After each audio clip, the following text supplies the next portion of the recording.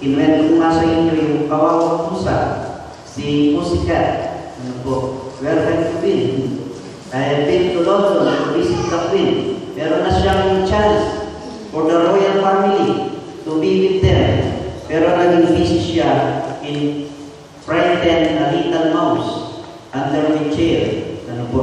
So, sabi nga sa Christian, bigyan natin ng panahon yung Panginoon kaysa dun sa mga walang halagang bagay. And in the midst of all distractions and heartaches of this life, we've got to keep our minds focused on the prize we're running for, eternity with God. Habang kasama natin sila, huwag tayong pa-distract. Dapat mag-focus tayo dun sa ating takbuhin, gaya ni Apostol Pablo.